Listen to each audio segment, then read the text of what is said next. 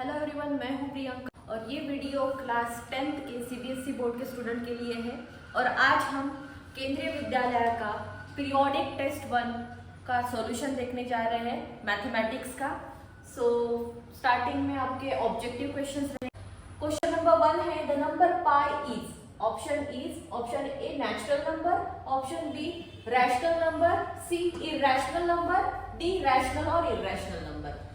पाई बच्चों natural number नहीं हो सकता। नेचुरल नंबर वो नंबर होते हैं जो काउंटिंग के लिए यूज किए जाते हैं और पाई काउंटिंग में नहीं यूज होता है। Pi is actually a fraction. 22/7 इसका वैल्यू होता है। अगर हम पॉइंट में देखें तो 3.1428 एंड समथिंग आते ही रहता है। ओके, ये नेचुरल नंबर नहीं होगा। ऑप्शन ए तो कट हो गया। दूसरा है रैशनल नंबर। अब आप बोलोगे कि रैशनल नंबर तो मैम p/q के फॉर्म में लिख सकते हैं और ये 22/7 तो p/q के फॉर्म में है, बट बच्चों ये फिर भी रैशनल नंबर नहीं है। अब क्यों?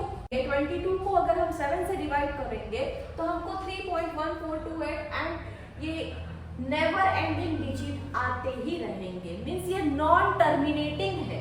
ओके, इसका अगर हम डिवीजन करेंगे तो हमको नॉन टर्मिनेटिंग वैल्यू मिलेगा। Non terminating means never ending. That's why pi is a irrational number. Pi हो गया इरेशनल नंबर। नेक्स्ट है डिग्री ऑफ जीरो पॉलिनोमियल। अब जीरो पॉलिनोमियल वो पॉलिनोमियल होते हैं बच्चों जिनका पावर जो है, जिसके वेरिएबल का पावर 0 होता है। ओके, जीरो पॉलिनोमियल यानी वो पॉलिनोमियल जिसमें सारे वेरिएबल का पावर 0 होता है। फॉर एग्जाम्पल, अगर मैं एग्जाम्पल ले रही हूँ 5x to the power 0 plus 3x to the power 0 plus 2 equals to 0, इसमें सारे वेरिएबल्स का पावर 0 है, इसलिए इस पॉलिनोमियल को कहा जाएगा बच्चों जीरो पॉलिनोमियल। और इसमें हाईएस्ट पावर अगर अपन देखेंगे तो 0 है। That's why degree of the zero polynomial will be 0। Okay, zero polynomial का डिग्री 0 रहता है क्योंकि उसके सारे पावर्स जो है वो 0 रहते हैं। Moving towards next question. Question है the pair of equation x plus 2y minus 5 equals to 0 and minus 4x minus 8y plus 20 equals to 0 have unique solution, exactly two solution, infinitely many solution and no solution. So question number 3 के equations हमने यहाँ note down कर लिए हैं। So we will compare this equation with a1x plus b1y plus c1 equals to 0 and this equation with a2x plus b2y plus c2 equals to 0. So x के साथ है a1, so a1 का x के साथ यहाँ पे कुछ नहीं है तो 1 रहेगा, मींस a1 का वैल्यू हो गया 1। देन y के साथ है यहाँ पे b1, y के साथ यहाँ पे 2 है तो b1 का वैल्यू हो गया 2। देन कांस्टेंट c1 है बच्चों, तो c1 का वैल्यू यहाँ पे हो गया -5। आफ्टर दैट a2 के साथ x के साथ a2 है और x के साथ यहाँ -4 है तो यहाँ पे हो गया a2 का वैल्यू -4। देन b2 का वैल्यू हो गया बच्चों y के साथ b2 तो y के साथ -8 तो यहाँ -8 हो गया and constant is +20। After that हम फाइंड आउट करते हैं a1/a2 b1/b2 एंड c1/c2। मैं यहीं पे कैलकुलेट कर रही हूँ a1/a2 b1/b2 and c1/c2। a1/a2 आ जाएगा बच्चों आपका 1/4। ये माइनस साइन को मैंने ऊपर दे दिया है। देन b1/b2 अगर आप कैलकुलेट करोगे 2 1 जा 2 4 जा हो जाएगा, अगेन -1/4 आएगा। देन c1/c2 अगर आप देखोगे यहाँ पे 5 1 जा 5 4 जा, अगेन -1/4, तो c1/c2 का वैल्यू भी आ गया आपका -1/4। मींस आपको मिला है a1/a2 equals to b1/b2 equals to c1/c2 क्योंकि इनका सॉल्यूशन तीनों जगह पे सेम है। अब ये केस किसकी हो गई? ये केस हो गई बच्चों कोइंसिडेंट लाइन की। कोइंसिडेंट लाइन की केस हो गई, यानी दो लाइन एक दूसरे के ऊपर ओवरलैप हो रहे हैं। ओके, और जहां कोइंसिडेंट लाइन की केस आती है वहां पे हमको इनफाइनाइटली मेनी सॉल्यूशंस मिलता है। ओके, जब दो लाइन इंटरसेक्ट होती है, जहां पे पॉइंट ऑफ इंटरसेक्शन रहता है वहीं पे हमको सॉल्यूशन मिलता है। वहां का x एंड y कोऑर्डिनेट हमारा सॉल्यूशन रहता है, x का वैल्यू और y का वैल्यू मिल जाता है। बट इस केस में हमारे दो लाइंस जो है वो इनफाइनाइटली मेनी पॉइंट में कोइंसिडेंट होंगे। दैट्स व्हाई इनके सॉल्यूशन भी इनफाइनाइटली मेनी सॉल्यूशन रहेंगे। So answer will be option number C. Next question, zero of a polynomial can be expressed graphically. is equal to number of point where the graph of polynomial is. Zero of the polynomial को graphically represent करते time graph जितने point में x axis को intersect होता है उस polynomial के उतने नंबर ऑफ जीरो रहते हैं। यानी आंसर क्लियर है। यहाँ पे एक्स एक्सिस को दो पॉइंट में इंटरसेक्ट हो रहा है ग्राफ, यानी नंबर ऑफ जीरोस 2 है। तो यहाँ पे आंसर क्या हो जाएगा बच्चों, number of zeros of the polynomial equal to, number of zero किसके बराबर रहता है, equal to number of point where the graph of polynomial is intersect X axis. Okay, intersect X axis. X axis में जितने point में graph intersect करेगा उतने ही उसके नंबर ऑफ जीरोस रहेंगे। इन शॉर्ट हम बोल सकते हैं कि number of zeros of the polynomial equal रहेगा किसके, number of point where graph of polynomial intersect X axis. यहाँ पे नंबर का ये पॉलिनोमियल का ग्राफ है, इसके नंबर ऑफ जीरोस 2 है, तो ये कितना पॉइंट में इंटरसेक्ट करेगा, 2 पॉइंट में इंटरसेक्ट करेगा। सो मैंने एग्जांपल बताया। Okay, moving towards next question. Question है a pair of linear equation a1x plus b1y plus c1 equals to 0 and a2x plus b2y plus c2 equals to 0 is said to be no solution if। so ये चार हमारे option है।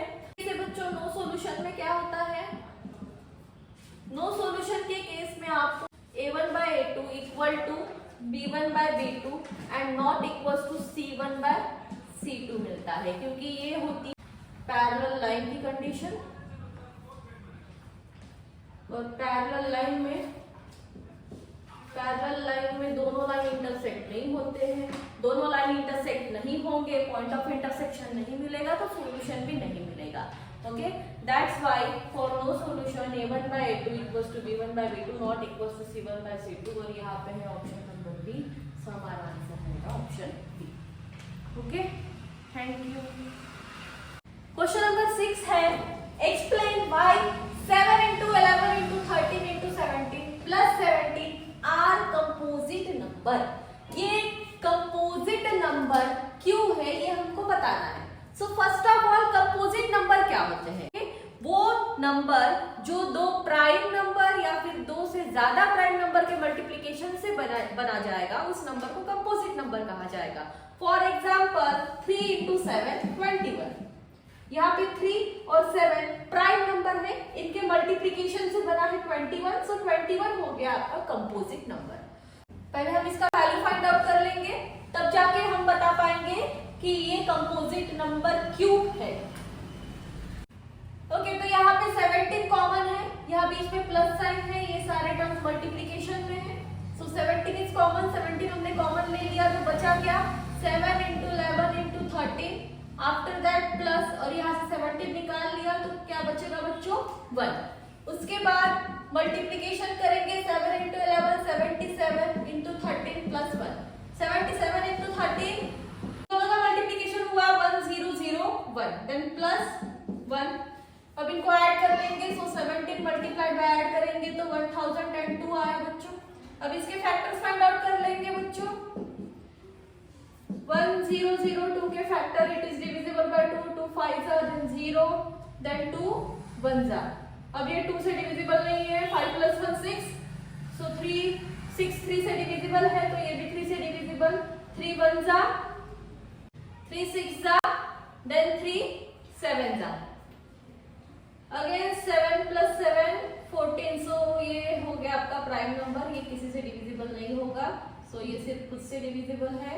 हो गए इसके factors किसके 1002 के, तो हम इसको नोट डाउन कर लेंगे 2 into 3 into 167। सो ये सारे प्राइम नंबर है बच्चों, इनके मल्टीप्लिकेशन से ये पूरा मिल रहा है हमको, दैट्स व्हाई ये नंबर जो है हमारा हो गया कंपोजिट नंबर। सो हम बोल सकते हैं therefore 7 into 11 into 13 into 17 plus 17 can be expressed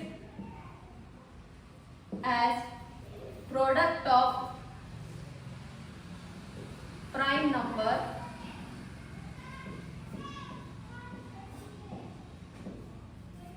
therefore it is composite number।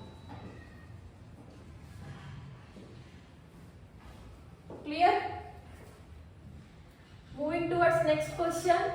Question है find the quadratic polynomial of 1, 1 as the sum and the product of its zeros respectively। Respectively word है बच्चों, यानी जो पहले दिया है सम वो पहला रहेगा, दूसरा है प्रोडक्ट तो ये दूसरा रहेगा प्रोडक्ट। आपको फाइंड आउट करना है क्वाड्रेटिक पॉलिनोमियल, आपको sum of zeros and product of zeros given है। सो पहले हम कंसीडर कर लेंगे zeros of the polynomial. So let alpha and beta be zeros of the polynomial.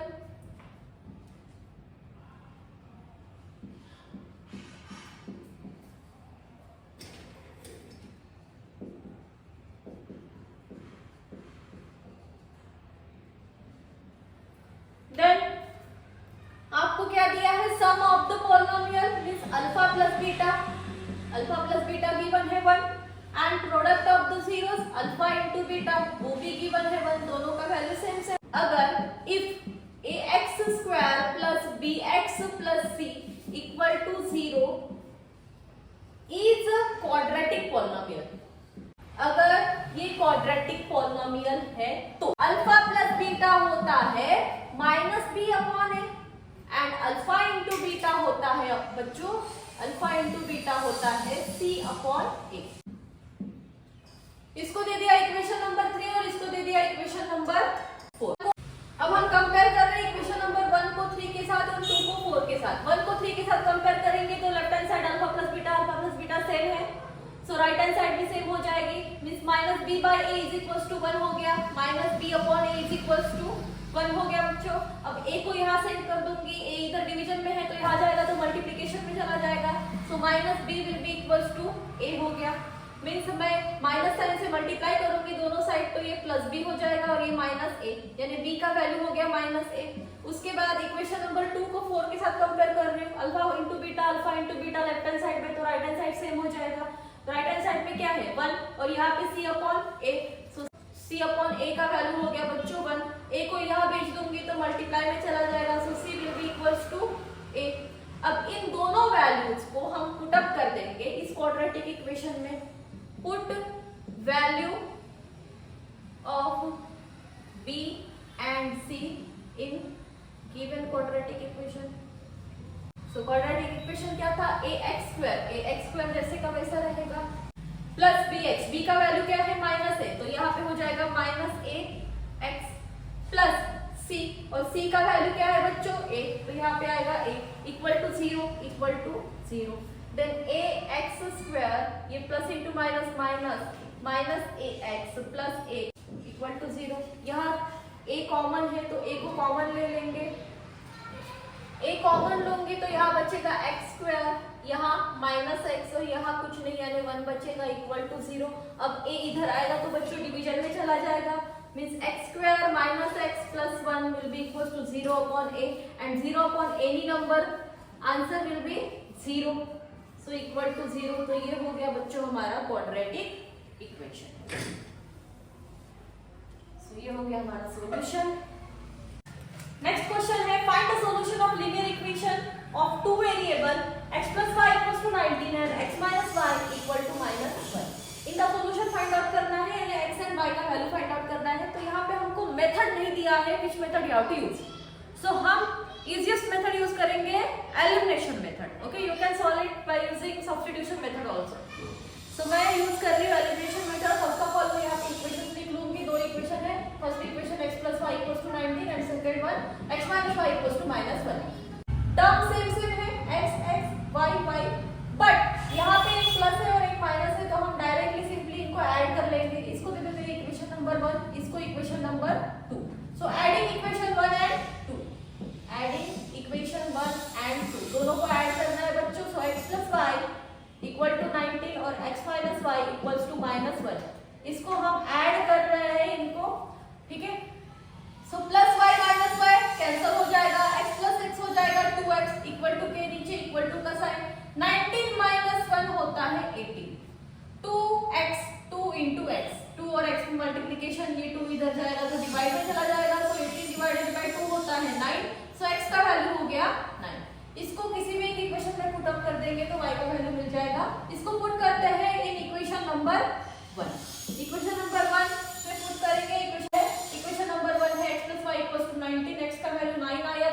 जगह आ जाएगा 9, सो 9 प्लस वाई इक्वल्स टू 19। ये 9 को यहाँ भेज देंगे बच्चों, यहाँ पे प्लस है तो इधर जाएगा तो माइनस हो जाएगा, तो वाई इक्वल्स टू 19 माइनस 9, तो वाई का वैल्यू हो गया 10। सो ये हो गया solution of given equation, x equals to 9 and y equals to 10।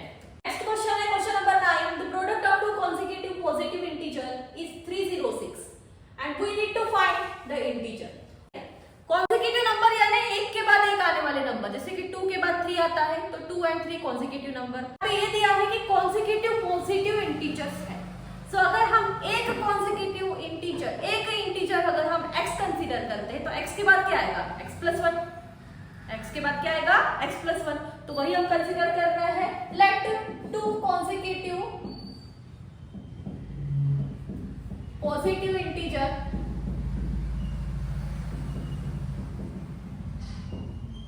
be x and x plus 1। अगर पहला नंबर x है तो दूसरा नंबर हो जाएगा x plus 1। ये हो गए दो consecutive positive integer। कंडीशन क्या दी है, the product of two consecutive positive integer is 306। Product यानी इनका प्रोडक्ट है 306। So by the given condition, condition है इनका प्रोडक्ट क्या है बच्चों, 306 multiplied by x square, then x multiplied by 1 x equal to 306। इसको यहाँ भेज देंगे, इसके आगे कुछ नहीं यानी प्लस, तो इधर आएगा तो बच्चों माइनस हो जाएगा। सो ये 306 माइनस हो गया इक्वल्स टू 0।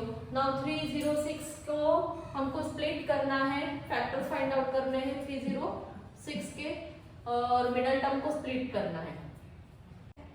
सो पहले 306 के फैक्टर्स फाइंड आउट कर लेते हैं। 2 से डिविजिबल है, सो 2 1 जा 2 5 जा 2 3 जा। अब ये 3 से डिविजिबल है, 3 5 जा 3 1 जा, अगेन 3 से डिविजिबल है, 3 1 जा 3 7, प्राइम नंबर है, 17 1 जा 17। सो ये हो गए इसके फैक्टर। अब इनके ऐसे दो फैक्टर्स जिसको प्लस माइनस करने के बाद आपको प्लस x मिले, यानी 1 वैल्यू मिले। ओके, 3 3 जा 9 और 9 2 जा 18, और 18 और 17 में का डिफरेंस 1 होता है, तो एक फैक्टर 18 और एक फैक्टर हो गया 17। अब यहाँ पे प्लस x चाहिए यानी प्लस 1 चाहिए, तो हम छोटे नंबर को माइनस दे देंगे तो बड़े नंबर का साइन वहां पे आ जाएगा।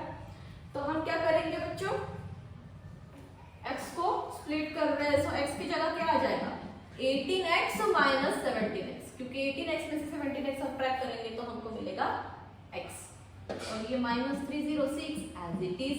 उसके बाद इन दोनों में कॉमन क्या है, x कॉमन है तो निकाल लो कॉमन, यहाँ बचेगा x प्लस साइन, तो प्लस यहाँ से x कॉमन निकाल लिए तो 18 रिमेनिंग।